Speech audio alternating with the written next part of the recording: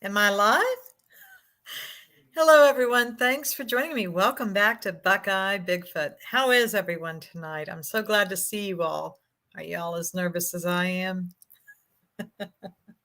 I see a lot of you have been asking questions. Fabulous. Hey, Yeti bars. Hey, Candy. Oh my gosh, I saw Janae. I see Jean, and who else did I just see? I saw Figgy. Hello, Figgy. I was watching everybody when you guys came in, and I was wanting to say hello to everybody, but yeah, I wasn't live yet. So, how is everybody doing tonight? Super excited from Rhode Island. Hello. Hey, Janae. I see everyone. It's so nice to see everyone. Hello, Loch Ness. I see you. I've seen Figgy. All right. Well, I didn't have a lot planned for this. I asked quite a few of you a few weeks ago to send in some different questions you might have. And I was surprised. A lot of you sent a lot of interesting questions in. And someone just asked one of the most popular ones. I think like 8 people sent it in. And I just saw it a little bit ago while waiting to go live. Have I ever seen a Bigfoot or had any other cryptids or anything? The short answer is no. I haven't even heard anything that you might want to say is kind of questionable that you'd be like, could that be? No, I haven't even had that. So I think that should answer it for all time, for everybody. No, I have never. I cannot make that claim. Maybe someday. Who knows? I don't get out in the woods as much as I did when I was younger, but that's kind of a prerequisite usually. So let me see what else. Janae sent in an awful lot of wonderful questions. Thank you, Janae. And by the way, if you guys have other questions out there, put them in capital letters so I can see them. This old lady's eyes, I don't always see them very well. So let me see. Where did the name Sasquatch come from? And that was a question from Janae. I believe it came from the First Nations people. Someone correct me if I'm wrong. I didn't actually research that, but I do know that it came, I thought, from the Canadian First Nations, British Columbia, the Siantax, I think they called them. I'm not really sure. So I know it came from some of the First Nations or the Native Americans. Let's see. Someone asked something I thought was really interesting. Someone said, how do I handle the really toxic and competitive and sometimes downright nasty community that can be some of the Bigfoot community? Another quick short answer. I don't. I don't get into that. A lot of that competitiveness, a lot of that insisting you will think like me. I just don't go there. I know a lot of that's for a lot of the I don't want to say more hardcore researchers. But our paths don't typically cross. As far as someone else asked me, how do I deal with toxic YouTube channels? I'm not sure what they meant by that. I don't know if they mean people commenting or if they just mean other channel. I've never had a problem with another channel. I don't know how to answer that. I don't have any issues with anybody. You know, if they have an issue with me, I'm sorry, but I'm just me. Let's see here. Let me back up and look for a couple. I see. How long have you been interested in Bigfoot? Do you know anyone in real life that's had an encounter? Well, as to the first part, quite a few people have heard this story. What really started my interest was when I was very young, and I saw that In Search Of, talking about this thing called Bigfoot or Sasquatch. Blew my little tiny mind, thinking this thing could be out there. And that started it. And then I was always scouring books at the library. I was a big devotee of anything cryptid, mysterious. As far as what really cemented it, that comes into part 2. Do I know anyone in real life that had an encounter? Actually, the first story I ever put out were my, I guess you call him a cousin. They originally were from Kentucky, and they'd moved up here to the Blue Rock area. And I was young when that happened. I was like 12 or 13. And it was like 1983, 1984. I forget what year. And I knew those people. And they had never, and until the day they were pretty much passing on, they never had said anything that was remotely questionable, ever. They were very salt of the earth kind of people. So that cemented it for me that there had to be something out there. So let's see here. Okay, Charles asked, did you mention the Osable River, Osable? No matter which way I say it, I always get told I say it wrong. So I'm sorry, I'm not from Michigan. Like I think I said Mio, Michigan instead of Mayo, Michigan, even though I'd heard Phil Shaw, who is a Bigfoot researcher in West Branch, Michigan. I'd heard him say it like 100 times in his videos. I always say it wrong. And the same with this river. Charles, if I've mentioned it, I'm going to say 99 out of 100 times it's because I was doing something with Phil Shaw. So, and if anybody's interested in anything going on in Michigan, Phil Shaw's channel is the one to check out. You can look up Phil Shaw, or I think it's Philo One News, Phil 01 News. He does a lot of pretty serious research. He's collected a large amount of different testimonies. He actually, he goes out, he goes to those areas, he talks to those people, he gathers the evidence, he documents, he does it very meticulously. And he's been kind enough. He reached out and said, if I want to use any of his research for anything on this channel, I could profile them. I could do all kinds of things. So, it was, I'm sure I have said it before. Sorry, my husband just came in and he was giving me notes about different things people were asking, because I'm really lagging behind here. Let's see what else. There's quite a few. I'm sorry, I'm just trying to go through here. I see the Yeti guys, the Yeti brothers are here. Now, I know you guys know that I have been promoting them. I'm working with them as a little bit of an affiliate. I'm pretty passionate. I would not promote it if I didn't have it. I literally have, if I could walk y'all into that hall bathroom over there, I've got, like, the other week I ordered almost one of every bar. And I'm really fond of Glacier. I really like the violet one. The lemonade stand's really good. They're all really, really, really good. If you're not familiar with them, I'm not just trying to plug them, but because they're here, you really need to know.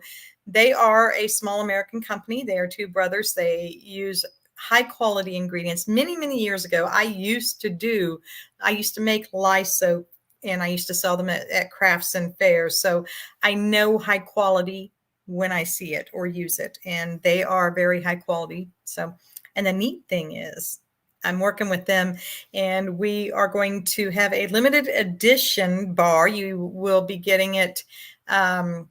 You'll have the chance to get it in Gatlinburg. It's a limited run. They're not going to be selling it on their site or any of that. So I even picked the scent. They're going to do some really neat things for me. So look forward to that if you make it to Gatlinburg. So, okay, let's see. What else do I have here?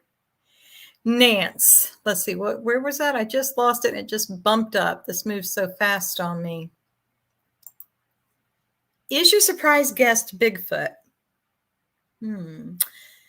No, but I can tell you last year at Gatlinburg, he was bigger than Bigfoot in terms of his star magnitude. Everybody was lined up. Yes, a lot of people have guessed it. It is Cam Buckner from Dixie Cryptid. He will be in later in this little live stream. So he was really gracious. He knew I was nervous because I've never done this on my own. I've had other people interview me, but I don't know. You guys are going to crack up, but I usually stay out of the limelight as much as I can. I like to do the narrations, but this kind of thing, I get really nervous. I feel like I've got a room of people, all looking at me. So,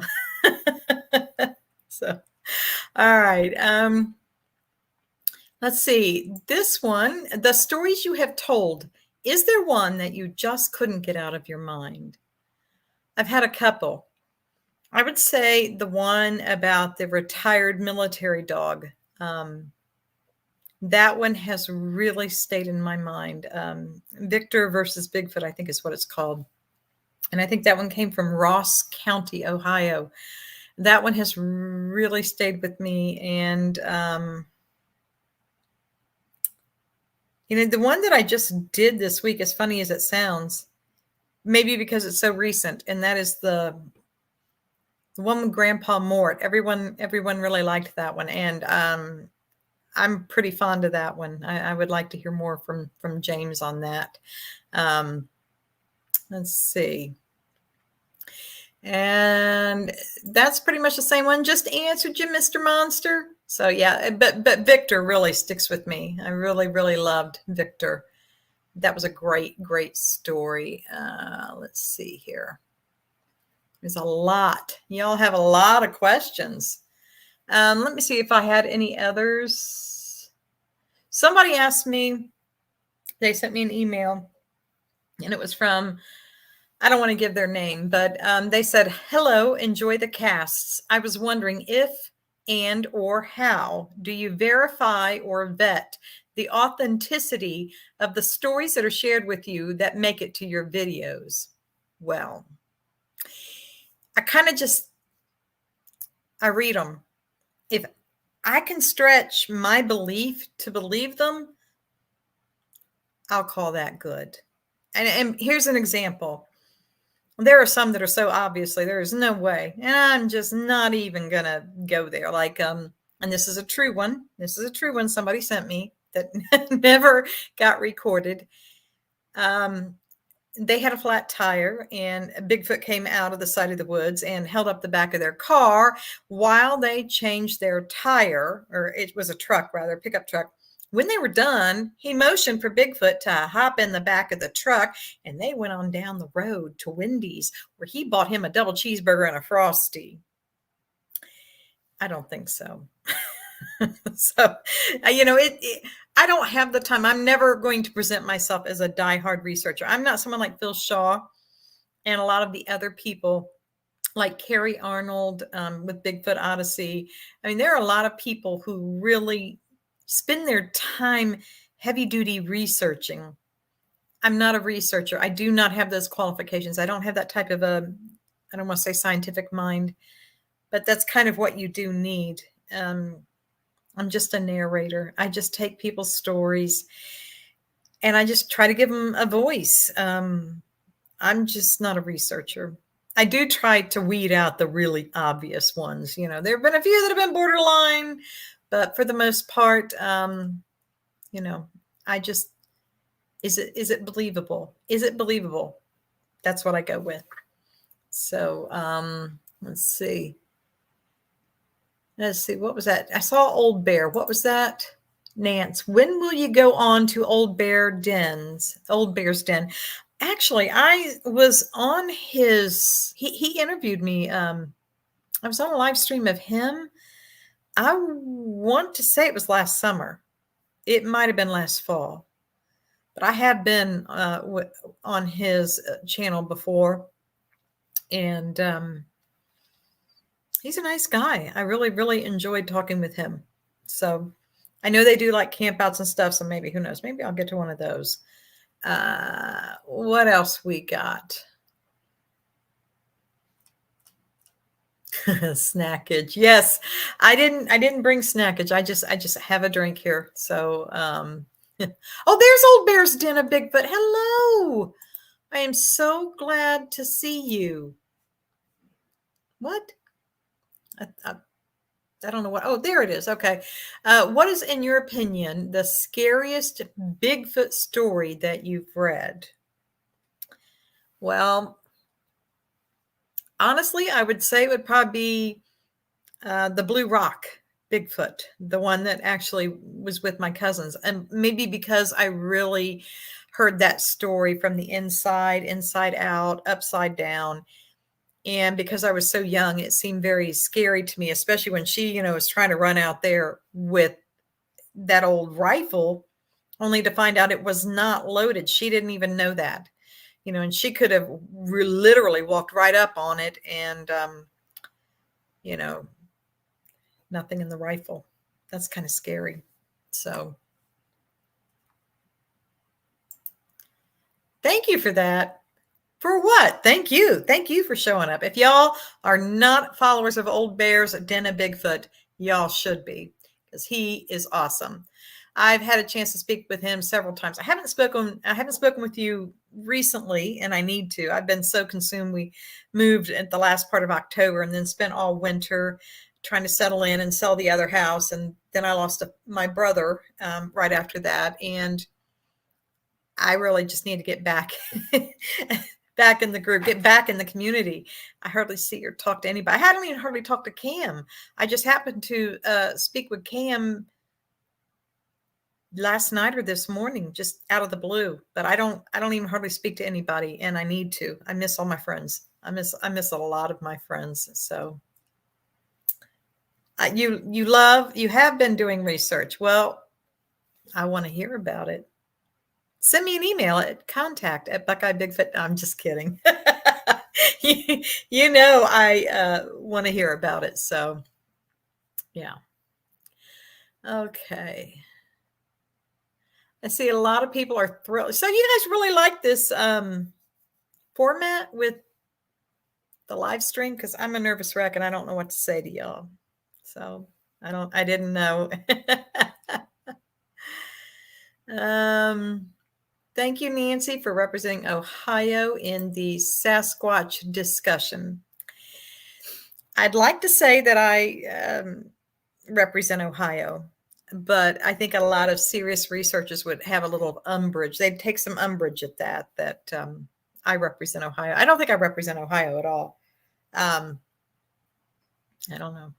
Born here, I still love it. So let's see. Everyone, thank you. Everyone's like, oh, you're doing great. Thank you. I appreciate it. Next time I'll try to have better game plan. I really didn't know. So, I mean, I'm not even in my office. My office is, my husband's getting ready to put down all new flooring. So I've been kind of ejected out of my office. I'm sitting with a kitchen chair and, so it's pretty fly by night around here. So, okay, and Brian just asked if I'd ever had any encounters myself. You might have missed it, but earlier I was talking about it, and no, actually, I myself never have. I've never even had. Every time I've ever been out there, if I've heard something unusual, it's really easy to figure out, oh, well, that was this, or that was just a tree falling, it's the wind, or so I would absolutely have to say no. So. And I see Old Bear says, come to Salt Fork on the 23rd. The 23rd of this month? Are you talking about this month, Old Bear? Because that's where he said it. I don't know. I'll have to see. I just saw this one. This is interesting. Someone just asked, you still live in Butler County? I'm a neighbor in North Cincinnati. I like the live session. Well, Amira, I absolutely do. As a matter of fact, if you look behind me, I don't know if y'all can see that. That is the Butler County Courthouse. That is my hometown. So I still live here. I'm way out in the Okeana, Shandon, Riley Township area. I'm like 3 miles from the Indiana border. Technically, I'm still Butler County. So I was actually born here in Butler County. I'm happy. I'm a Buckeye through and through, no matter where I've lived. And I've lived a lot of places in my life with the military. And then my husband was in the military. So but, when it was time to come home, we came home to Ohio.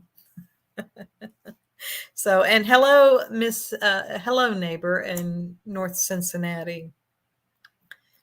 Steve, this is fun. I'm shopping and listening. You're shopping? Where are you shopping? What kind of shopping are you going to do? Okay. Ginger says, I witnessed something like I said when I was a teenager. I had brought some dry goods up to my great-grandmother who lived up in the hills in Wisconsin. On my way up, I kept hearing sounds in the forest. Okay. Interesting. I want to hear more of that. And Brian, please go back after the live stream to find my question. Do me a favor, Brian. Repeat that question if you can. I'm sorry, on this laptop, it's kind of lagging a little bit. So it's like I won't get any comments that will populate, and then all of a sudden I'll get like 10 will fly up all of a sudden. So, okay. And this one, I just got asked, you ever find that lost hard drive? Well, it wasn't lost. Here's what happened. I had it in a box. I thought all the flaps were closed going down the steps when we were moving, and it came sliding out between the flaps and went boom, boom, boom, boom, all the way down these wood steps, crash on the bottom. We've tried twice to get it recovered and no dice. It was just shattered. It no good, no good. So unfortunately, I wish, because I lost an awful lot on that hard drive. I cannot lie. Let's see. So Brian, go ahead and give me your question again. Let's see here. Do you believe in the Bigfoot and alien connection? You know, I've thought a lot about this, so I'm trying to think carefully how I want to say this. It's not the first thing I'm going to think of when I think of Bigfoot. I think anything is possible. They do seem to overlap a lot. I will allow that it's a possibility. I know that nothing is impossible, just not probable kind of a thing. It's not my personal go-to when it comes to Bigfoot and what I believe. However, again, this is what I was talking about when I read a story. Is it believable? Who am I to say? You know, if somebody out there says, I know Bigfoot and aliens are connected, you know what I'm going to say? I'm going to say, yeah, probably. Absolutely. If that's what you believe, go for it. All right. Now, I think, yes, we do. I think our guest is almost ready. He should be here any time now. I just saw this one from Black Creek Cabin. What did your husband do in the military? My husband was in the United States Air Force, and he worked with the A-10s, the warthogs. And when I say this, now everybody knows what an A-10 is. Back in the 1980s, they were the laughing stock of the Air Force. Seriously. The Air Force was trying to get rid of them then. They were built and designed for Vietnam. Nobody wanted anything to do with them. They were sitting and gathering mothballs. The A-10 pilots took a lot of flack from other pilots because, you know, they were driving the little, what they called the Yugos and the slow cars compared to the F-15s, F-16s, you know. And then Operation Desert Storm came, and the A-10 was absolutely vindicated, 100%. I've never met a man who was in the Gulf War who didn't say, A-10s, love them. They saved our lives over and over. So, yeah, I see McGowan. He's like, yeah, great plane, great plane. Everybody now knows. That's right, the hogs. Everybody knows what an A-10 is. But back then, no. So he's very proud that he had the chance to work with them. So, all right, I think we are ready. All right, you guys ready for our guest? Well, hello there. How you doing? What's going on? What's going on? I've just been stumbling and blubbering, and you know how I do. I don't do well. I got a new webcam and I don't like it. Oh, that's the wrong way. There, that's a little better. I was playing with this earlier. April and I were just inside eating dinner watching you. You're doing great. How is that lovely April? I can't wait to see her this summer. She's doing good. She said, don't bother me. She's in her night attire. She says, don't bother me after this. And she walked out of the room. I said, okay, I'm going to go give Nance a hand and see if she needs some help on her live stream. I appreciate it. I heard you got the do you vet the stories question. Yes. Oh, Yeah. you've had it too, huh? Oh, I get clobbered with that one. Why don't you vet these stories? I'm like, why don't you start a channel and you vet the stories? Because if you if you if you out of 100 emails, you'll be able to use 3. Yep. And then you'll never have any content. So, the point is, anyway, it's not that. It's one of those questions that really annoys me. And I had some guy comment the other day, and he was like, it was this really long comment on a story that was obviously fiction. I mean, there's no way anybody would think that this silly story was, a real story. And this long thing, basically what he was saying, he's like, I wish you would just tell me ahead of time if it's fiction or not. And I'm thinking, you really need me to say that when all you have to do is listen to the first paragraph. They go, oh, it's fiction. If you don't want to listen to a fiction story, move on to another video, but anyway, and he said, I just can't listen anymore. And I'm like, okay. So you're saying if I say the words, it's fiction before the story, you will listen? That's not what he wanted to say. That's not what he wanted. He just wanted to let me know that he didn't like fiction. And why they are compelled to tell you that but it's such a small fraction of people. It's like 1 out of 10,000 that are like that. So don't get me started on that stuff. That's one of the things that annoys me the most. What are you talking about? I asked you here to get you started on stuff just like that. Oh, I can go on a rant, believe me. My little superstar light here's a little too bright. Is that better? You still look good. Oh, I know that. So what have you been doing? Have you been busy doing podcasts? I've been out doing other stuff. Today? No, I was doing really mundane household stuff all day. I'd no, like just to... lately, just in just lately. Yeah. I've just been doing my 2 a week. I really need to step it up, I think. I just hit like I said, the 50,000 subscribers blew me away. It's great. I realize, I know, I really need to I'd like to do more. So, I hope you see that from Lloyd. He sounds like Steve Lilly. Who's that? Yeah, who's that? Yeah.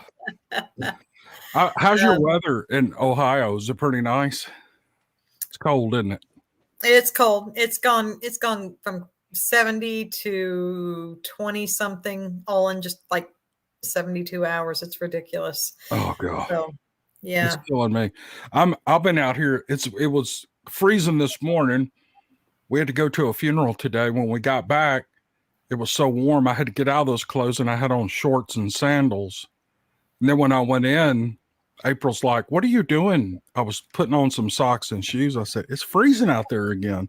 It's the craziest weather. So, yeah. Hey, by the way, I wanted to tell you, so I'm so sorry about your brother. I know we've talked about that, but I heard you say something about it earlier, and I know how hard that was on your family. I want to let you know I was always thinking about you through that time. So, well, I appreciate it. And I'll just be candid because a lot of people emailed me and they asked, this was not entirely unexpected with my brother. He'd been in organ failure for several years, but no matter what, when it happens, it's earth shattering, devastating, all those things. So he was, what can you say?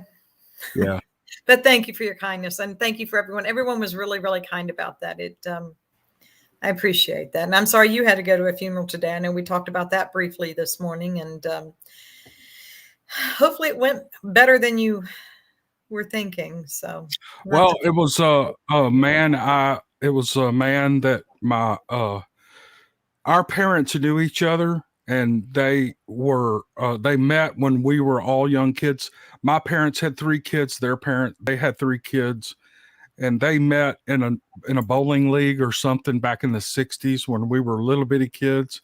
And they became friends, and then there was a whole group of friends of them, you know how, and they all played cards together on Friday nights, and we went on camping trips together. And my dad died 15 years ago, and this man was the same age as my dad, and he just passed away just last week. And he was one of the funniest men you've ever known, and his kids are wonderful. They're just a great family. And we went for the visitation. I couldn't stay for the service because I have a sick dog here, and it's so we had to get back. But I felt kind of bad. But you know, sometimes you just do what you can, I guess. Right. I'm sorry you had to deal with that today too. Wow. It's hard when you lose people that you've grown up with. Yeah. Even people on the periphery, they don't have to be family, So we choose our family sometimes. So Wow, you have almost 500 people in here.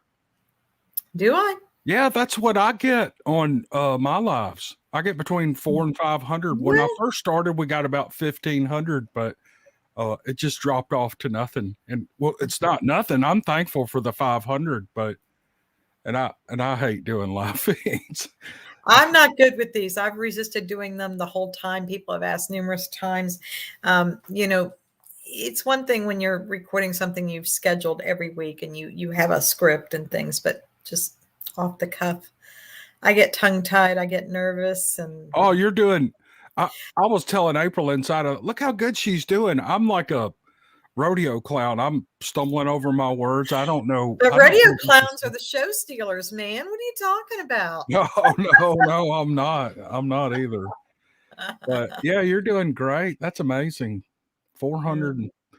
You've got between 400 and 500. That's fantastic. I never know. I didn't know what I would have. You never know. I'm just happy to do it. It was nice to get questions straight from people and kind of talk to them. I mean, Yeah. It's not like it's a Zoom meeting. We can't all be in here talking. That would be interesting, but well, kick me out whenever you want to get back to answering your questions. Nance's audience, I found out she was doing a live today, and I knew she had not done one before, and she had expressed to me that she was a little, jittery about it. Yeah. And I remember my first 2 or 3 were total wrecks, total disasters. And I thought, I'm going to call her and see if she needs a hand in this. And God bless you. God bless you, Cam Buckner. God bless you. So I was like, okay, I can either come on with you and kind of, help the conversation along, or I can hang in the background and moderate your comments, or I can just tell you, the fastest way to do this so you're not worried about all the technical stuff. And this StreamYard thing is the junk, isn't it? Oh, it is. And let me tell y'all something. I was prepared to just hit the button on YouTube this morning, or this evening for go live. And Kim was like, yeah, there's some apps out there that'll help you. Try StreamYard. And I'm like, what? Super easy. Thank gosh, because otherwise I probably still wouldn't have gotten this whole thing to work yet, so thank goodness. Carrie Arnold turned me on to this, but it took like 6 live feeds for me to, because I tried OBS. That was a total disaster. And then I tried going back to regular live, and then Carrie had told me about this 6 months before. And so finally I got on it, and I was like, oh, well, this is like a kindergarten kid could do this. And so that's why I use it all the time. It really was. It was very, very easy. I kept getting irritated. It kept asking me to put in a code at first because I went from my big computer to my laptop because it has the camera. Yeah. By the way, what's up to you, Mr. Connor? How you doing, Mr. Bigfoot Anon? I'm glad to see you here. That's a wild man right there. Yes, he is. He's full of energy. I walked into that live stream the other week with you, him, and Neoma Finn. And I was like, wow, he's just full of energy. And I mean, it kind of comes through when he talks and comments on videos, but in person, he's dynamic. Well, semi in person. He's dynamic for sure. So, yeah, he is. Yeah. He's something else. And he's a great guy. And I think he's real close to his mother. And I bet his mother just has a ball with him. I would imagine. I think anybody would have a ball with him. Yeah, I was watching some of the places he's been going lately. He's just like all over I know. the place. Yeah, he is. So I fall asleep to you guys almost every night, not meaning you're both making us sleepy, but it's your calming voices. Big fan of you both. Thank you. Yeah. It's interesting. Huh. What is this? Both of you have really ruined my desire to ever sleep in a tent. Oh, I talk about that. I'm about to release a video when this is over, and I talk about that a little bit in the podcast. I've had a couple people say, "Why don't you come to this Bigfoot camp out?" I think Old Bear Den mentioned Salt Fork later this month. I'm like, until I get like an RV, I don't see me sleeping out anymore. You know, I ain't so young. I can't run like I used to. And yeah. Isn't he a good guy? Old Bear's Den. I just really Yeah. like that guy. Yeah. There's a couple of big burly guys in this thing, and I guess I'm one of them. I'm kind of a fatty, but the guy Tex with I can't remember his the name of his channel for some reason, but Tex, is that ringing a bell? Oh well, I'll talk about it sometime. But those real big guys are like, man, they're into Bigfoot, and it's like if they saw one, they could fight one. I'm running, but they could fight one. See, that's me. I'd be like, "Can I offer you a drink? Yeah, can I offer you some?" Because yeah, I don't know. Try to appease the Bigfoot. You know. Here's my banana. You can have it. Yeah, You can have my lunchbox. Just let me go. No, I wouldn't do good. I would like to go to some of the not the Squatch things, but I know they do different campouts, and I would love to do one of those. I really would, even in a tent, you know. Yeah. But Yeah. I did a camp out about a month ago with Mark Newble and that bunch. Sawdust Beast and Beast of the Woods channel. They have a big meet and greet twice a year, and I've gone to the last two. And it's a great time, and you get to meet so many people. And there was a lady there giving out little rocks. She was from San Francisco. Oh, I wish I could remember her name. You mentioned that once before. I think it was really neat. Yeah, and we all got one rock. And so I had my grandkids in the back seat. Their parents brought them over to us, and we went out doing something. Papa, what is that? And I had that one little rock where there's two little girls back there, and I had to give the rock away. I could, like, Papa just can't keep anything, you know. He's got to. Well, you just take this home. Go ahead and take it home. But of course, it caused a fight, and you know, it's like you can't win no matter what you do. So, you seeing some questions there you want to answer? You want me to get out of here and let you? No. This was for both of us. Do either of you watch any of the Bigfoot shows? I don't. I don't even have cable. I live on Netflix and Amazon Prime. I'm so like vanilla basic. It's ridiculous. I don't. If I see something on, I think I've gotten a few on Amazon. Not Finding Bigfoot. What was I watching? The one where they research all kinds of creatures. I'm drawing a blank, but I bought a season or two of it. But no, not really. I don't really follow them. How about you, Cam? I used to, and I can't. There was one that was filmed up somewhere around you. Called the Back 40. It's a movie. I saw that with the woman. Yeah. Yeah. That was pretty interesting. And I can't remember all the names. I like some of the I actually like some of the dramatized ones, you know. People the real Bigfoot purists will call it fake news. But they're great. There's great movies. Bobcat Goldthwait did one. I can't remember the name of it either, but it was I enjoyed that one. That was kind of scary. It had kind of a Blair Witch motif to it, you know. Okay. I'm gonna have to look that one up. Mm-hmm. I watched one called I think it was called Pottersville. That was pretty good. It was just a fun little fiction thing. I did think of one of the series that I did watch. I think it's season 6 of Les Stroud, Survivor Man. Are you familiar with him? Yes. Yeah. He did a whole season because he had an incident, and I've never gotten to the root of what the incident was. Something happened, and he really began to question, is there, something like that out there? And he did a whole season looking for Bigfoot. And I just found that interesting, his thoughts, his, the things he was explaining. I don't know. It was just really interesting. So if anybody out there can find Survivor Man, I think it's season 6, looking for Bigfoot. It was really, really interesting. He went all over. He went to British Columbia. He went to all the major hot spots known for Bigfoot and stayed there alone and filmed. It was really, really interesting. I used to watch him on Survivor Man. I mean, I did watch those, but I kind of lost track on the Bigfoot stuff. I did watch a couple of episodes of Finding Bigfoot. Is that the Bobo one? I think so. And I watched 2 episodes of that. Well, this is before I got into this. And yeah, I was just like, I think I watched an episode and a half or 2 episodes. And then later I saw this meme pop up on Instagram or Facebook, and it had the picture that they, the marquee for the show. Yeah. It used to say Finding Bigfoot, and someone had made a meme and it said Finding Nothing. and I thought that's what that show is. Yeah, it is. I mean, there's never going to be the moment that you're going to be able to film on demand. No.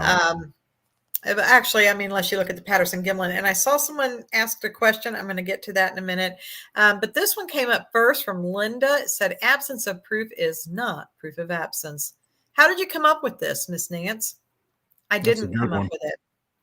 Actually, I forget who originally said it, but when I was in school, in our science room, I'm thinking this was like 7th or 8th grade, junior high. And she used to put up all these quotes and stuff.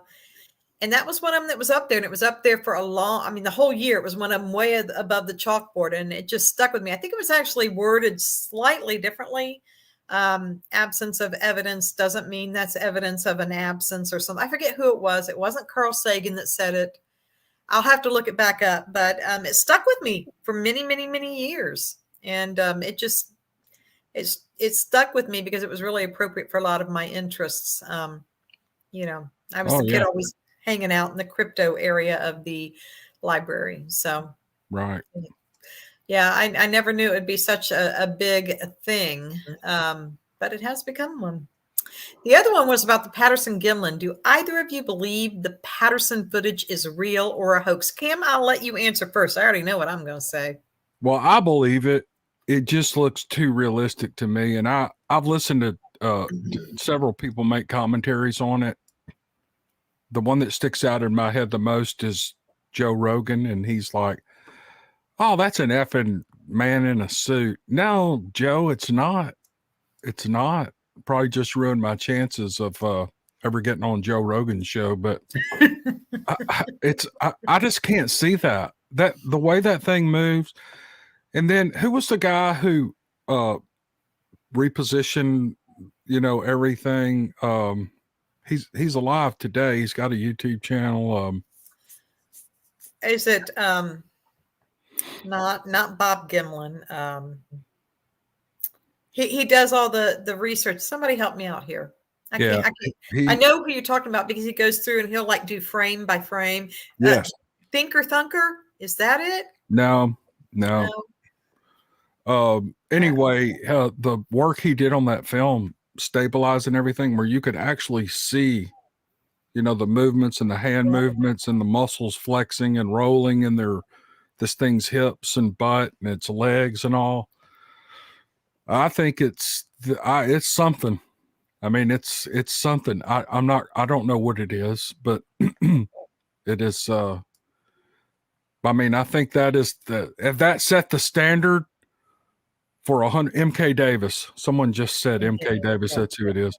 But I was it looked like I wasn't paying attention, but I was trying to get the comments I'm like way behind. Oh, you're doing good. It's hard to keep up with them. But yeah, that set the bar for the whole Bigfoot phenomenon. And I don't think without that footage that the I don't think Bigfoot would be even a thing people talk about very much, but because that's where it got its pretty much got its name, Bigfoot. The people who were finding those tracks before The Jerry Patterson and Gimlin got there Crews, and all. the loggers, Jerry Crew and his crew. Yeah. So what do you think? I've always believed it was real. Obviously, here's the bottom line, and I want to say it was in Dr. Meldrum's book. It might have been. I have so many books on Bigfoot and Sasquatch that could be any of them, but actually, I think it's in, and it's right over here. The Bigfoot Casebook series book. I can't see who it is. It's right over here on the table here. Here's the big thing. If you look at 1967, I think it was 1968 is when Planet of the Apes came out. Correct me, the movie. And if you look, the Planet of the Apes, they never show anything but their head and the hands, and I think a couple times the feet. Everything else is clothed. It's not because they were trying to humanize them. The man who did the costumes, I cannot think of his name, but it's in the book. He said it was because it was impossible for them to do any more than that. And they spent hours just doing what little bit they had done. And he was asked many times, did you do that Bigfoot costume? Did you do it? Did you do it? And basically what he said near the end of his life was he never would answer because he did not want to say that he had not done it, because that would mean there was somebody better out there than him. And at that time, he was considered the best in Hollywood. Yeah. He believed to his dying day that it was not a costume. So when you look at the technology from 1967, 68, heck, the Planet of the Apes movies that are coming out more recently, they don't even look that good. I mean, you can't possibly, I've challenged anyone, make one just like it on a budget.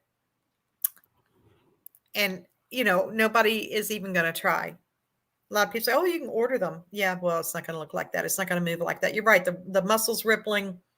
There's so many things. I do not believe for 1 minute that it was hoaxed.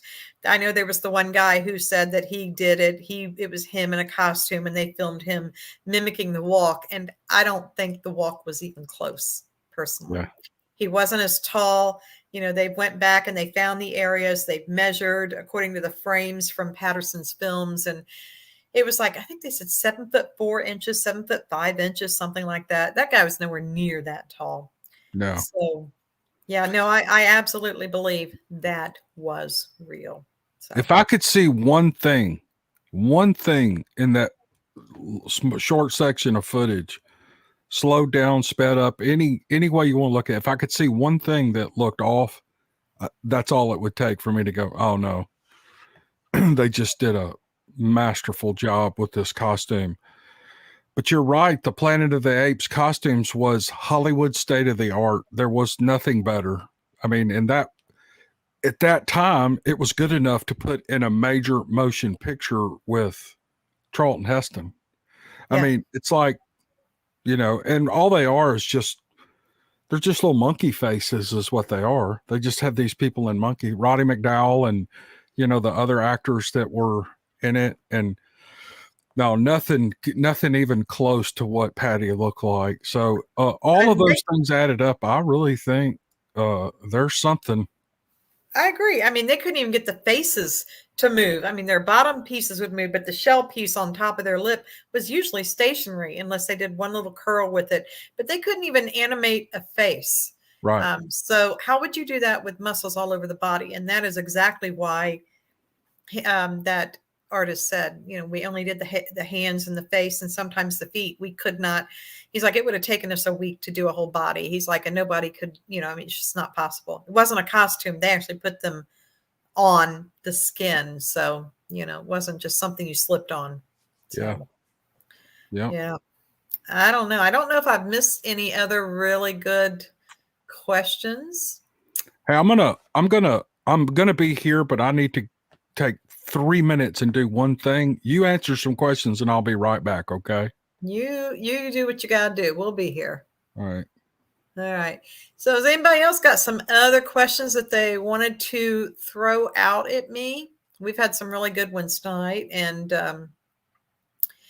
What's this from Anson? Get a hold of the book, The Dark Side Where Bigfoot Walks. All right. I will definitely be looking for that.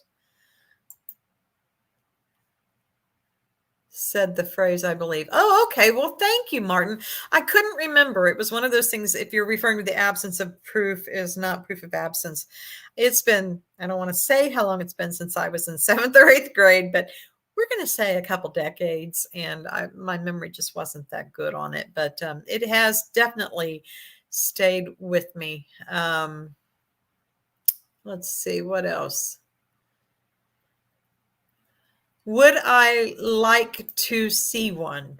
I assume you mean a Bigfoot. I've said it before. I would like to see one maybe as I'm driving down the road a little more safely. I don't want to be close because I don't move that fast, and I know they do. And I am not of the belief that they are benevolent and kind. Maybe there are some, but I'm going to, if I should ever encounter one, I'm absolutely going to treat it the same as I would if I ran up against a mountain lion. Not that it's predatory, but I don't know what its intentions are. I'm just going to assume the worst and leave it be, is pretty much how I would do it. I think they could be like humans. There could be some really nice ones that would just walk on by and not bother you. And then there's others that may say, you look tasty. So I don't know. I'm not going to, if I ever see one, I hope it's from a safe distance and no chance of us getting too close. How's that? Let's see. The ODNR, Ohio Department of Natural Resources, at least acknowledges Sabe is real, if I heard it right.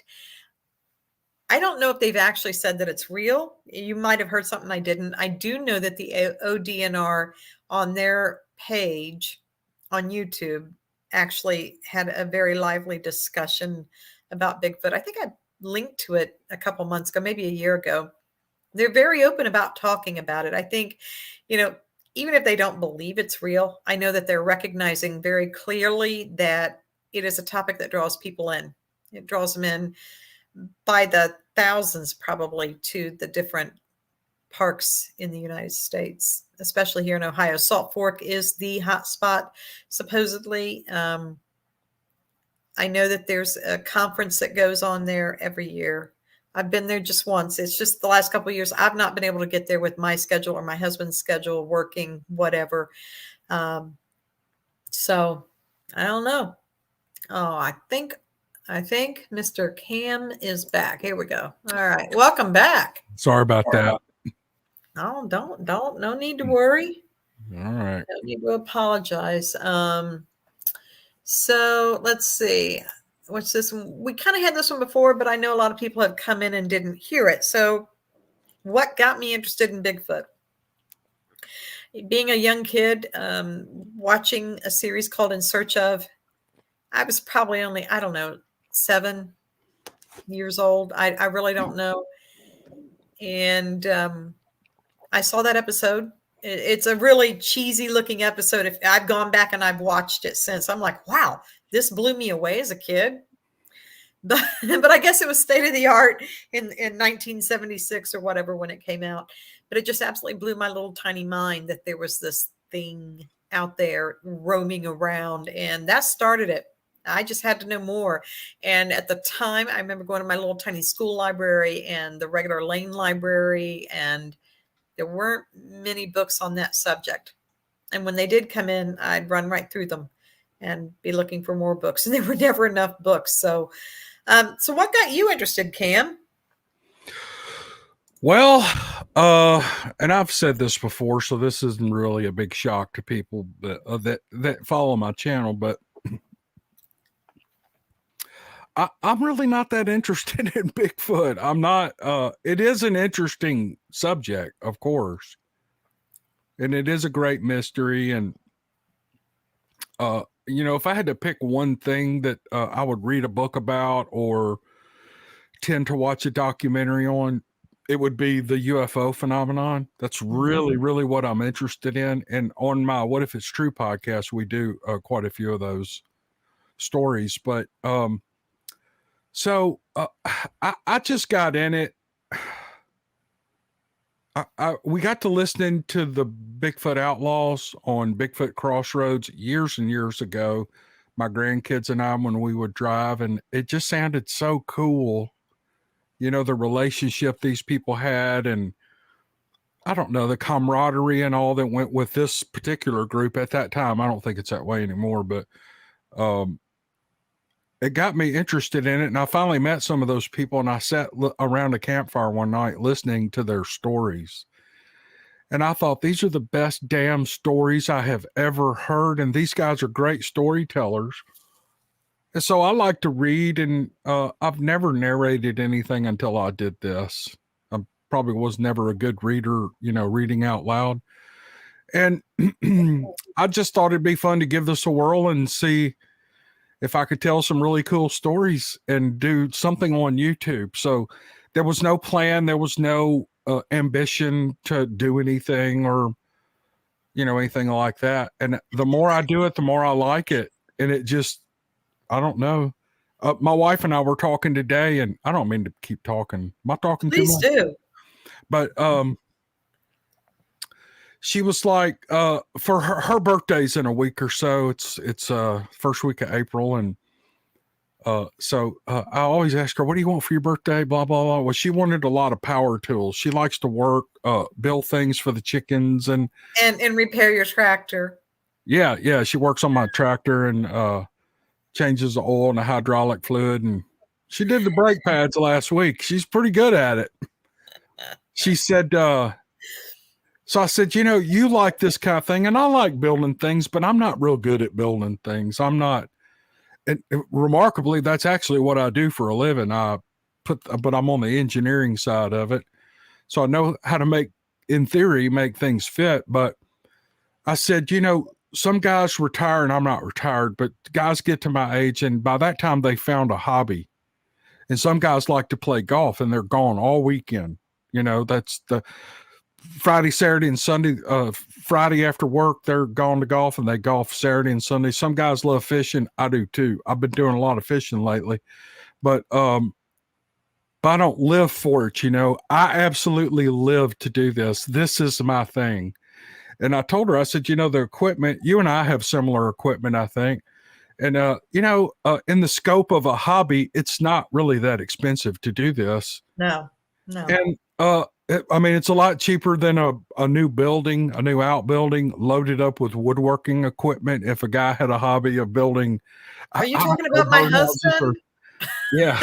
I had a hobby of building birdhouses or rocking chairs or end tables, you know. I mean, you're talking about $50,000 just in equipment. Plus, you got to have a building if you don't already have one.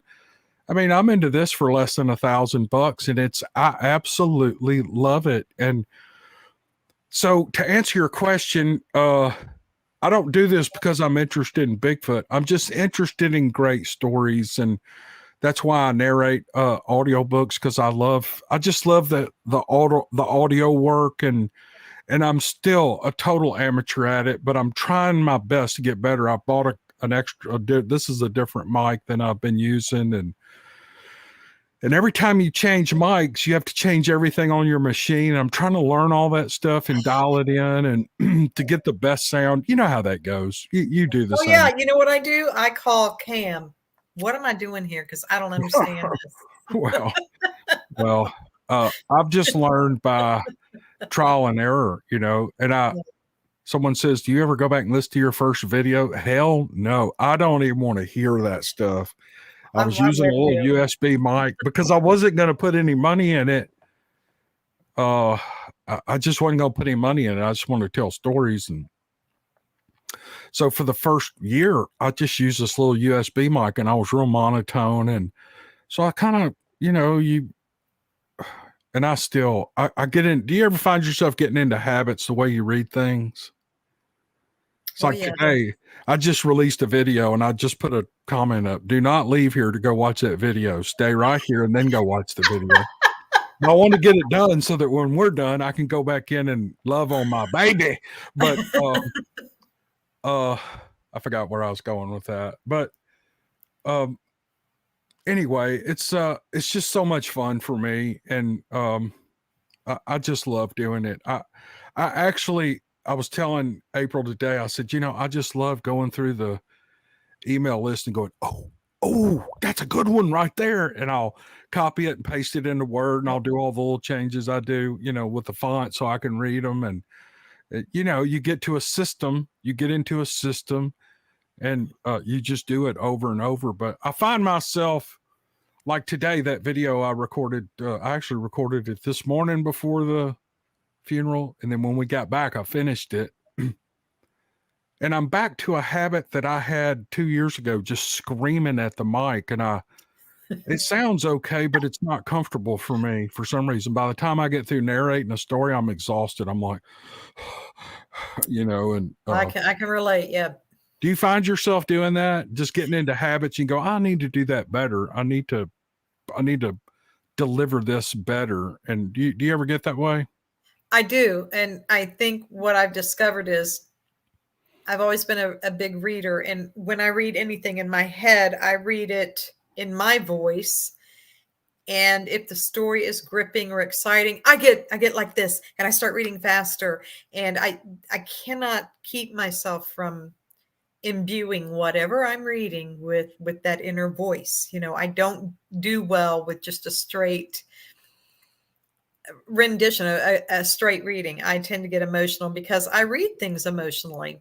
And Right. if it's a tense moment, I've noticed I need to make myself slow down because I tend to just want to get to whatever's going to happen. I just, so same thing, is same habit, just a different form. And it's something I've really, I need to work on. So, and Yeah. like you, I think about my first ones I ever did. I've gone back and listened to them and I just cringe. First of all, there were severe audio issues. I didn't know what I was doing. Like you, Yeah.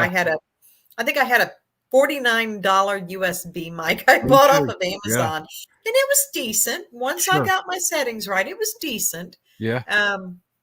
Right now I'm not using any microphone. I'm just using whatever this laptop has. It's good sound, by the way. Well, I'm surprised. It's an older laptop, but it's the Very only one good. that I have with a camera on it. Because all my other desktops, I don't have a camera. But so yeah, we got way off topic about how we got interested in Bigfoot. And so for you, it's not just that it's Bigfoot, it's the narration, it's the stories.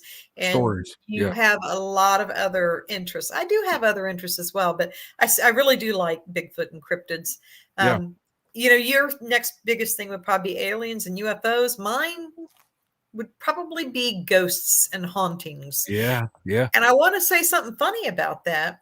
I run into people all the time and I'll talk about ghosts or hauntings. Oh, yeah, yeah. They're all over it. Mention Bigfoot. That stuff ain't real. I find it hysterical that people who have no physical prints, no video, really compelling video, they are on board with believing ghosts and hauntings, but they're not on board believing Bigfoot, that we have casts and just, I don't know what the disconnect is there. So probably the Yeah. same for aliens and UFOs. They might believe that, but not Bigfoot or vice versa. So Yeah. I mean, I think there are questions you can ask on any topic that kind of, it puts the believer in a spot where they just go, "Oh, I can't answer that." Like, this afternoon, I watched Carrie Arnold and those guys had Jeff Meldrum and some other journalists on. He gets really cool guests on. I sent him a text. I'm like, Jeff Meldrum? He's like, oh, I've had him on before. No big deal. I'm like, what? So oh, Carrie. anyway, and I told him, I said, man, you have a knack for drawing the intelligence in the Bigfoot community, Yeah. But anyway, one of them said they were talking about the ghost phenomenon. And this journalist, he had a British accent. He's from England. He said, they only see ghosts of recent people. They never see ghosts of cavemen or Neanderthals or. That's a good point. I thought, that's a good point. I mean, if there are ghosts, are there not ghosts of cavemen? Wouldn't cavemen be, I don't know, but there's always something. It's like you see it in political things. I saw something on the Second Amendment. this guy was talking to people about, well, did you know that Ukraine is arming their own citizens to try to repel Russia? And there were college kids, and they're going, yeah, we think that's great. And then they compared that to the Second Amendment. They didn't have an answer. They couldn't say, well, they were like, well, this is different here. This is different. Yeah. It's not different. It's not. People have a right to be able to defend themselves. And so there's always a catch-22. And that's why it's very important to deal in facts, not just speculation and subjective ideas. I'm sorry, my phone. I need to silence that phone. April's like, get in here. What are you doing? That's my YouTube phone. So yeah, but Kat Ward, have you talked to Kat Ward with the Paranormal Heart podcast? No, I say this all the time. I just love Kat. She's just one of the best people. She lives in Canada. She has a great podcast called Paranormal Heart. Mm-hmm. And she's just got a lovely voice. And like you, I mean, that's why I was drawn to your channel, because your voice is so smooth and slick. I mean, it's just great. And but she's big into the ghosts. She goes on all kind of paranormal investigations and stuff, and they get real evidence. They get real, they have all those Ghostbuster machines and stuff, and they get all kind of stuff. So I'm just rambling. No, I'm enjoying it. I do. I'll have to look her up, because I do like a lot of that kind of stuff. I'll send you a link. You know what? She'd love to have you on her show. She loves to interview. I'd be happy to. Yeah. And I think she just got a deal with some radio show. She's doing I think she's still going to do her podcast, but she's also doing a radio show a couple of times a month. And so it's, she's the ghost thing and the UFO thing are interesting. And there's a hell of a lot more evidence for example, the UFO phenomenon than there is for Bigfoot. I mean, I believe that. Yeah, Bigfoot's just kind of stuck. And it got to 1967, and it became, the best evidence that set the bar for any other evidence was shown. And it pretty much just stopped right there, other than the stories that we read, so. No, I agree. I'll tell you who gets frustrated with that is Daniela, that works with Carrie Arnold on their live feeds. Her and I were talking the other night. She's like, it's just stuck in the mud. It just never moves, nothing ever moves on it. So I agree. We need something new, something to break it out. And so this next one came from Jackie. I know I'm way behind on all these questions. Do you guys think Bigfoot could be tied to the missing 411 cases? What do you think, Cam? I know what I think, but I think so. You go first. I absolutely do think so. It's no secret I am a fan of David Paulides. I talked about him quite a bit last year at Gatlinburg to a lot of people who came up to my booth. I never got to go see him. The one time I got away from our booth, the line was just too long. I ordered all of his books, all the 411 books. Every time I go back through and I read them, I see something different in them. I'm not saying that all of his missing cases, none of them fit. No matter what answer you have, whether it's UFOs, whether it's a serial killer, whether it's Bigfoot, all of his cases will not be answered by one single thing. Do I think a few of them at least are? Yeah, I really do. I really, really do. That's just my personal, I don't think it's endemic. I don't think it's, thousands every year or anything. But again, overlay the maps of where, I wonder if anyone's overlaid the maps of missing people and reported UFO or alien sightings the way they did with Bigfoot and missing people. Yeah. That's something to maybe look for. I don't know. So I think there's something there. I don't think it explains all missing cases. Absolutely not. Especially not what David Paulides says, because a lot of the cases he's uncovered, my gosh, I don't know. I can't even fictionalize a scenario that would, cover what happened to that person. Yeah. So Yeah. really weird scenarios. So I don't know. So you tell me, what do you think? Oh, I think it's, I mean, first, who knows? But second, if Bigfoot does exist in these areas, then that's as good a possibility as anything. And it makes more sense. I mean, some of his cases, people vanish and they're never seen again. Some cases, they're killed and they search an area, they can't find a body. 2 weeks later, the body shows up where they searched. And then sometimes the people show back up alive and they don't know where. My friend Dusty Miller sends me stories like that where people have these blackout times and they're hiking up a mountain or they're trying to get to a stream, they're trout fishermen or whatever.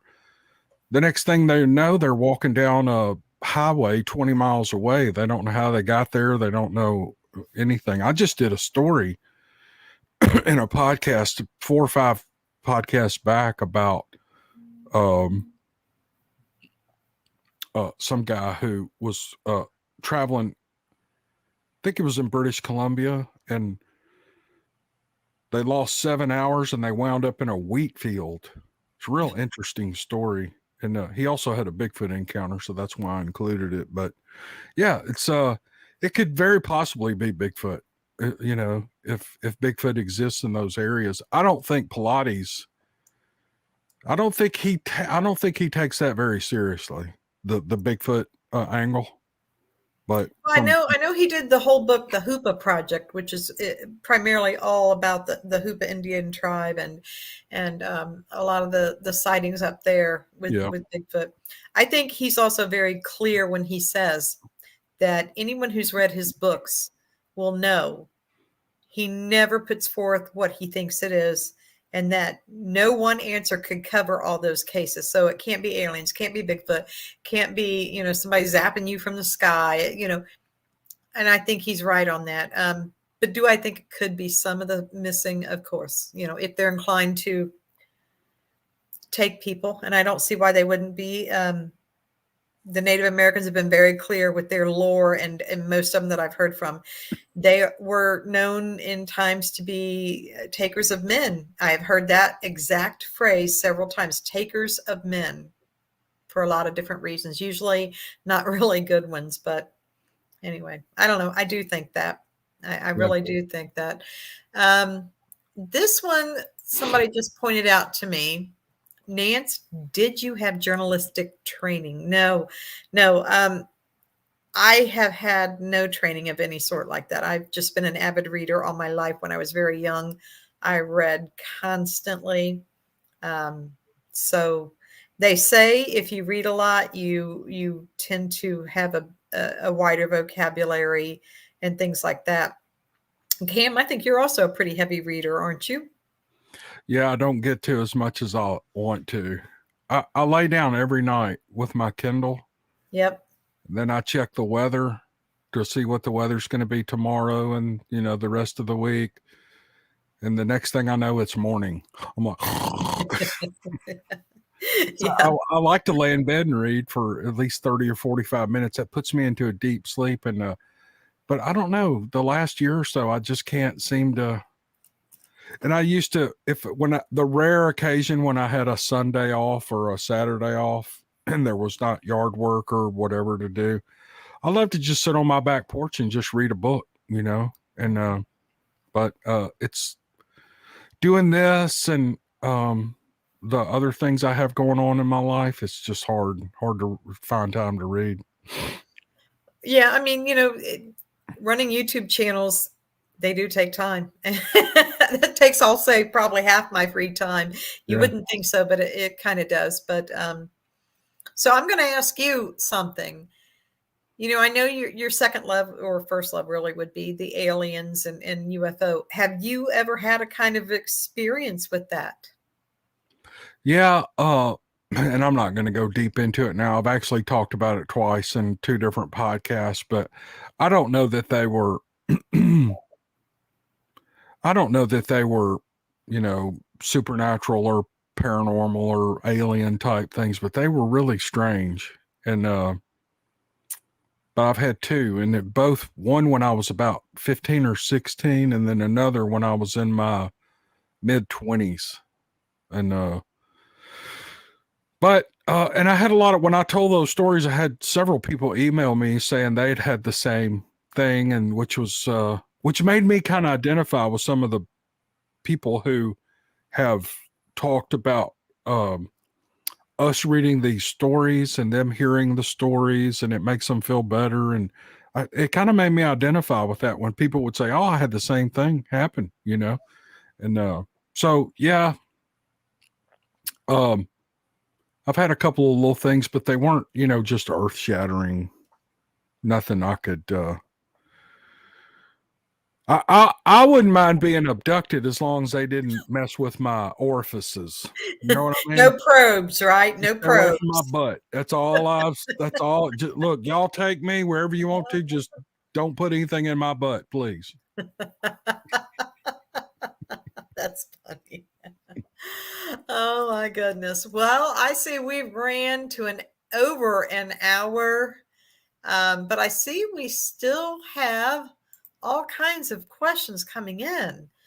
Do you believe that Sasquatch actually mate with humans? Nance and Cam, please, may we get your input or opinions or ideas on this? I think, I don't know, maybe the physical act could happen. I guess it will depend on the chromosomes. I mean, I guess in theory, humans could mate with all kinds of other animals, but I don't think pregnancy will occur. I don't know. I've never really delved into that. That's not where my mind's ever really gone. Yeah. I guess that's really a question for a scientist, a biologist, a zoologist who could probably say, I mean, and we know that some things, I mean, you can breed a horse and a donkey and come up with a mule. You can breed lions and tigers and come up with ligers. But I don't know. There's got to be a line drawn somewhere, and I'm sure it's down to biology, physics, and chromosomes, or something. Not physics, but biology and chromosomes. So, I guess in theory, if they all have the same puzzle pieces that fit, if for lack of a better term, I guess I wouldn't know. What do you think, Cam? That's a good one. Yeah. I never thought about that in all these years. Well, I mean, it's almost, I don't want to say it's an absurd question. It does kind of tend to naturally take your mind to that point because everybody puts human qualities on these animals, the Bigfoot animals. So if there's any human essence to that animal, then I would say, the male Bigfoots would be drawn to the female humans for whatever reason. But I just don't know. I mean, this is, I, and I'm like you, I don't really think about that. Although I did get a story that a guy sent. He said it was true. He was part of a Bigfoot eradication team, or he was an operator, and they found a clan of, I don't know, half human, half Bigfoots, and so for that to happen, obviously they would, the 2 species would have to procreate, but I don't know. It's just hard. There's no way to know. I don't think so. My opinion, and that's all we have is opinion, because nobody knows anything, is I don't think so. Okay. Yeah, I mean, I know people talk about it. I just hadn't considered the viability of it, I guess I should say. I don't know. I thought I just saw another one. Is wood knocking Bigfoot related or not?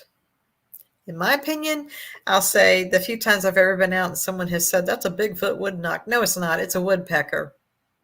or it's somebody chopping wood off in the distance. I Yeah. mean, they're very identifiable. I'm not saying it can't happen. I do think there is something to it because I do believe that people do hear it, and I do think that there is some kind of primal instinct to bang on things, for lack of a better term. So I do Yeah. think that it's very possible. Yeah. Yeah. I think, Could be. yeah. Let's see. I don't see any other questions. So I think we're probably going to be about wrapping it up unless anybody has any last questions. We've kept Cam already for going on an hour. Thank you That's fine. so much. Oh, What is this last one? Let's see. I just saw. What do you think about the Bigfoot that does? Are they, or about, I think they mean that dies. Are they buried or what? No bones are found. I've heard a million arguments as to why you never find the bones. I don't know. I don't think they're sophisticated enough to bury. I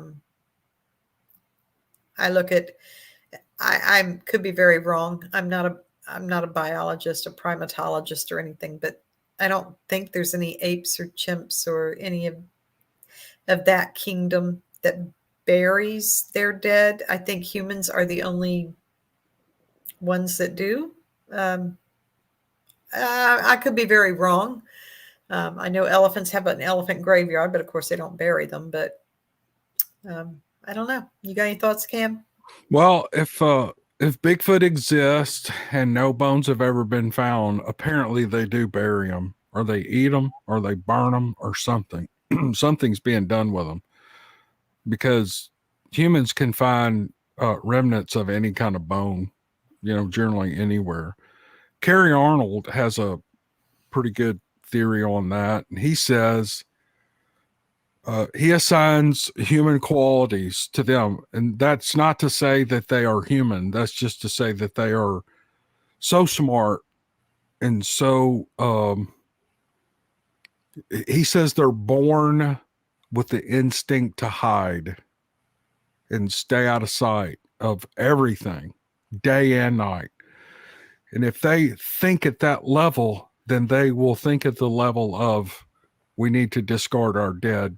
We need, like humans do. We discard dead people in the ground, and he thinks Bigfoot does the same thing. So that makes as much sense as anything, And this is all placated on: do they exist? Do they have that level of thinking? And you have to answer the question: why are no bones ever found? Yeah. Never. They're never found. Although I did a story, I always go back to the story. I did a story the guy told me at a boat ramp. This old black guy told me at a boat ramp, and I wrote the story on it. It's called "The Bigfoot Excavated in Mississippi" or something. I can't remember the name of it, but of course I dramatized it a little bit. But the story is pretty much the way he told it to me. Just this random guy. I was talking to him. He's like, "What do you do for a living?" I told him. He said,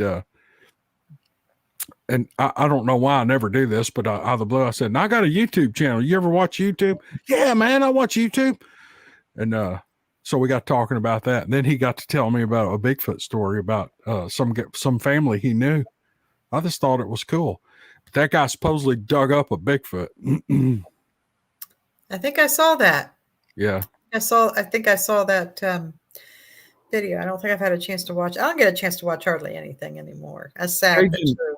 Cajun Jules asked, if you don't mind me. Sure. She wanted us to talk about the Gatlinburg thing. Oh yeah. July She's so nice. 23rd. She's always so. I couldn't tell from her YouTube handle. And she probably remembers this, but I think I responded to one of her comments once. I said, "Dude, that's awesome," or I called her brother or something, and she came back and she goes, "Well, I'm a woman." And I was like, oh, okay. Call me stupid, but I've probably done that a million times. But she's always so nice in the comment section on my channel, and I'm sure she is with you. So, but yeah, tell everybody about Gatlinburg. You know more way, but you set it all up. Okay, one day only, July 23rd. It's a Saturday. Gatlinburg, right there in the convention on the historic trail parkway or what. It's right in the middle of Gatlinburg. And one day, I think it's from 9 a.m. to like 5 or 6. Cam and I will be in the far back side. We chose the booth, or the booths. We each have our own booth this year. We're all the way at the back side, down one row. We chose it so there should hopefully be room. Because last year there were lines. I mean, lines. They had to come out and put the little truncheon or whatever, like at a movie theater where you zigzag back and forth. They had to come put those out, which it was really just incredible. Otherwise, I'm looking forward to it. We're both going to be there. Yeti Bars is going to be there. Carrie Arnold is going to be there. You know, Jeff Meldrum is going to be the speaker, one of the speakers, as I recall. Awesome. Yeah, I was really, really thrilled about that. You know, and by the way, somebody kept asking me the other day, and I've gotten a couple emails. They can't wait to meet me at the VIP dinner. I got news for y'all. That VIP dinner does not include us vendors. We're not part of this. That's for the speakers. So if you all thought you were going to meet me and Cam at the VIP dinner, we're not celebrities there. We pay to get a booth there. We ask to be there. So we're not their guests. We're not speakers or anything like that. We put our cold hard money down on the barrelhead because we wanted a venue to be able to meet people in person. And that was, I mean, if anybody got to our booth last year, we had a couple t-shirts, and I think Yeti Bars sent some soap for Cam to sell. I think we brought some mugs and stuff, but no, matter of fact, I drove off and left my big box of new ceramic mugs. Remember, I just ordered a whole box and I left them at home. We weren't really slogging our merchandise. That's what everybody thinks. We really weren't. We shared an 8-foot booth. And we had people with us, and other people showed up. It was crowded. It was a lot of fun. We were more there. I think Cam stood outside the booth for about 8 hours straight on his feet. People were lined up just waiting to talk to him, waiting to get a signature on a t-shirt they had just bought, or even the shirt they were wearing right then. We had people asking to sign bags. We had a great time. So I'm really looking forward to it this year. It isn't about the merchandise. It's not about selling. It's just, I got to meet so many people face to face. Stuff like this, I never know what to say because it's not scripted, but I don't know. Face to face is different. I had a great time. You? Oh, yeah. Oh, it was, we got to meet so many people. And April still talks about looking over at you and talking to those little kids and stuff. she just was so impressed with how you handled that, and I was, of course, I was busy, and but I got to hug 700 necks and got to shake 700 hands, and it was really great because you know, not that there's anything special about what we do, but we kind of sit out here, and the whole point of YouTube is to entertain. I don't care if you say you're serious about Bigfoot or whatever. You're there to entertain people, or that's the reason why people click on it instead of the television. And so we sit here and all we get is comments, you know, so we don't get any feedback from anybody. And it didn't take me long to figure out that the people who were watching our channels, Nance, are just so nice. They're just nice people. Yeah. And they just nailed it down at Gatlinburg. So many good people. And it's just hard to describe how nice people really are and were. And I don't know. And as far as the merchandise go, they kind of expect us to sell something. So I'll have coffee mugs and just junk. I mean, it's not. Right. We have to sell something for them to give us vendor space. That's part of Right. the deal. We have to list what we're selling. And if we showed up with nothing, they literally would shut us down. So we have no choice. We have to get in the door. And I just saw Steve just ask how much is admission. Honestly, I don't remember what the admission amount is because we're a whole different thing having to pay as vendors. Go look for Gather Up events or just look for Big Smoky Mountain Bigfoot Conference and you will find it. It's being ran by the Gather Up events team. And I would suggest if you want to go get tickets soon. Last year, they sold out incredibly fast. Now, this year, they're having it I think in the basement. So they said they could have a lot more people because it sold out. It was incredible. It was incredible. It was someone, and there were so many wonderful people and vendors and speakers. And I know I keep going on about it, but I've been to a lot of other Bigfoot conferences, and this is still a new conference. And I would definitely put it at the top. I really would. They put a lot of thought into what they're doing and how they do it. So yeah. And it's a fun time, and it was a little crowded, I think, for people, but the big auditorium it seemed to have a lot of room in there. So, and they had food and, and I would say if you're going to come, wouldn't you recommend staying in Pigeon Forge, not in Gatlinburg? Gatlinburg is Yes. so expensive. It really is. And the only reason we're staying in Gatlinburg is because we have to schlep all that merchandise to the convention center. For me, that's the big thing. I That don't want to morning get up. before it starts at what, 8 o'clock, we have to be set up. And then when it's over and we've been standing there all day and getting to meet people, we got to tear it all down and get it out. And Yeah. so being close to the convention center is quite handy, really. Yeah. That was a great idea you had last year, by the way, and I'm glad you're doing it again. I couldn't gather. I know we're like literally hitting the ground running at 6 a.m. to start setting things up. I'm like, I do not want to drive half hour from Pigeon Forge or whatever, try to Yeah. find a place to park because we're not going to get that, So yeah, I'm looking So forward we're to going to it. be there. Carrie's going to be there. Yeti Bars is going to be there. Neoma Finn she's going to sit with me in my booth for a little while. Um, and anybody who came, I'm sure a lot of the people, I wonder if David Pilates is coming back. I didn't see him listed. I didn't see him listed for this year. I just looked at all the speakers the other day, and I know I saw Jeff Meldrum. I wish I could remember the other names. I just looked at him briefly, and He's a superstar. I mean, really like to meet him. He's been in all kind of documentaries and stuff, and that's exciting. That's really exciting. I met him up at. I didn't meet him. I shouldn't say that. I saw him up at the Ohio Bigfoot Conference. I want to say it was 2019. He was there.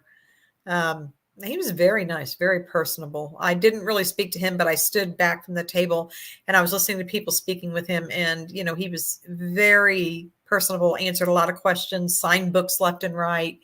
He was a really nice guy, really, really nice guy. So I'm looking forward to this year. So I'm glad someone asked about it. Okay, Cajun Jules, there you go. So let's see. I don't see. Oh, somebody said they want Steve Lilly, Lake Superior girl. Okay. I'll say this and you can end. Steve Lilly's getting his own podcast, and I'm going to upload a couple episodes a month. And so it's going to be a totally different podcast. It's not on What If It's True. It won't be on Dixie. I'll probably upload them to Dixie, but Steve Lilly's going to have his own podcast. And so I hope to have that running in the next 30 days. And when I upload it, I'll have 2 new episodes to go with it. I'm trying to get people to get over to the podcast because, YouTube is on a tear right now, shutting people down and demonetizing channels and stuff like that. And they're, We here talked we about are that on this morning. YouTube, And I love YouTube. They've been real good to me, but I've never had a problem, not one single problem with YouTube.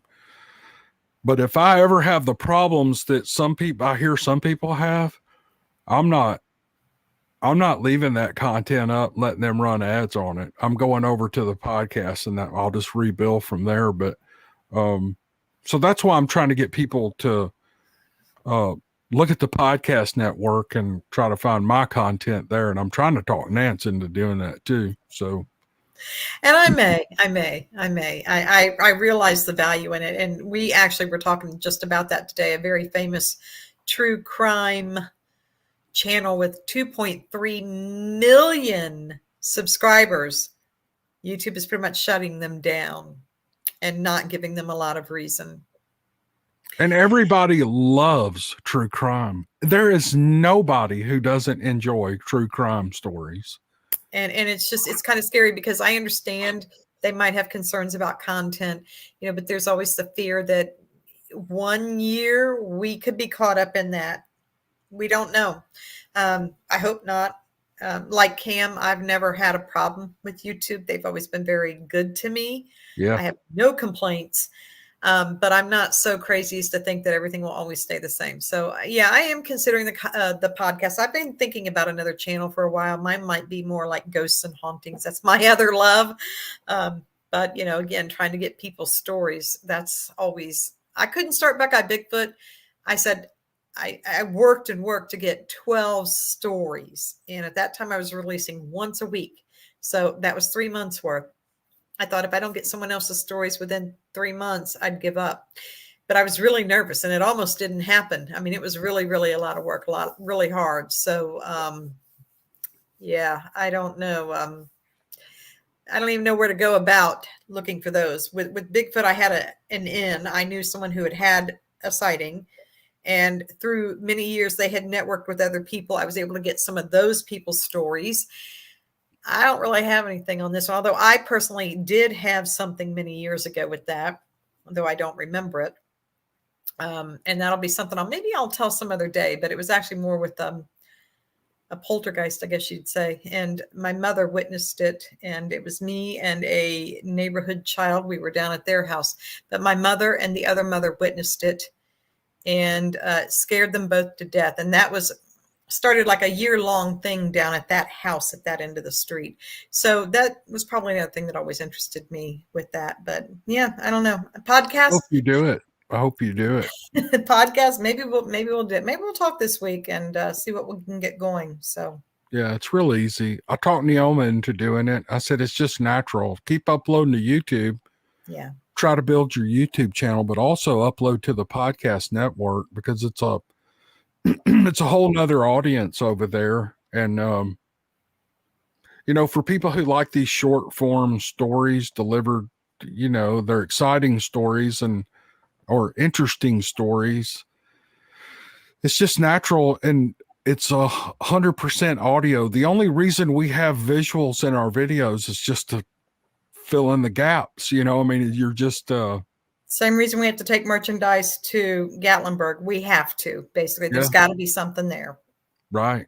And so it's just these are audio projects that we're doing. And so, who knows? But YouTube has a very good track record of taking people and I'm not saying that my channel and Nance's channel, we're little peas in a giant sea of YouTubers. Oh gosh, yes. But they have a horrendous track record of just cutting people out at the knees, just cutting them off at the knees for the most frivolous reasons. And there's no appeal. There's no appeal. Yeah. Well, they do it and it's done and you're gone. And I don't know. I put too much work into this and I get too much joy out of it to be used. And so, I'm not going to let them run ads on my channel unless they pay me. They're going to have to pay me. So, or there's not going to be a channel. And, but it will always be on the podcast. The podcast network is the internet used to be the Wild West. I mean, you could find anything, pretty much anything. And even the social media networks were that way, but they got PC, I guess. I don't know. Politics got into it. And now, they feel like they have to watch what everybody says and set these rules and things. And, but the podcast network, if you're not too terribly bad, if it's not X-rated or something like that, you can put anything out there on the podcast network, and it was built to be that way. Now, whether it stays that way is another thing, but that's the only place left. It's the only uncensored place left. So, yeah, I am thinking it should be a little bit of a backup. Plus, I've had so many people say, "Look, I just want to plug in my iPod while I'm driving to work, and I can download all those from Apple iTunes or whatever. I just want a podcast to listen to. I don't, I go places I don't have Wi-Fi for, YouTube, so I download all these podcasts, and I'm thinking I really can understand that. I can. So it's a whole different audience. You're right. I've been thinking about doing a video with my phone to show people how easy it is to listen to podcasts. And it opens the door up for, there are millions of podcasts out there, and they cover every single topic imaginable. But if you like the audio version of the written word or storytelling or things like that, YouTube is not the place to get it. It's in the podcast network. I listen to podcasts 100 times more than I watch YouTube because I need, I like to get that sound, that experience instead of the visual thing. And so, yeah, I've talked too much about that. No, I don't think so. I think you're right. I think it's good to diversify that, but the podcast in particular, it's a different audience, different feel. There's a whole different production from what I understand for it. So I'll need to get up with you this week, and I think it's something I need to pursue. I am looking at another channel. So if any of y'all out there have ghost stories or hauntings, send them to me. Go ahead and send them to Buckeye Bigfoot for right now, but I'll probably set something up separate for that. I just love those. Maybe it's that kid in me. I love the spooky stories. Scare me, put me around the fire outside and tell some scary stories. That's what I like. So yeah. All right. Well, everyone, we have ran way over. This is so much longer than I expected it to be. And that is mostly thanks to Cam. I appreciate it so much. Leave it to me to screw everything up. I'm sorry? Leave it to me to screw everything up. You took it from dull to interesting. So thanks a lot. I appreciate it. You've always been a good friend to me and my channel. And if you all didn't know that, I just want to say, when I was a tiny little tadpole, Cam reached out to me and offered for me to do a reading on his channel. And I was so blown over. It was incredible. I thought I was a nobody. I don't know. I think I had like 3,000 subscribers. That's nobody in YouTube world. I'm still a nobody in YouTube world by those kinds of metrics. And I was just so blown over because as soon as I did that, I suddenly had a much bigger, a crowd started coming. It was incredible. And I've just always been thankful. He really helped me. And what you guys probably don't know, and I wanted to say something earlier, some YouTube in this community, they're not friendly. We'll just leave it at that. They're not. He's laughing because he knows they are. They're not friendly, some of them. And I've never had troubles, we'll say, but they're not friendly. But that was years ago, too. It was before I even started this channel. So I won't name names. I don't even think two of them are even a channel anymore, so it doesn't matter. But anyway, Thanks for being cool. Everyone, thanks for being an awesome SAS squad. I appreciate you all so much. Hope to see you in Gatlinburg. If not, I'll be seeing you soon. And until then, always remember, absence of proof is not proof of absence. Thanks for listening, everyone. Good night.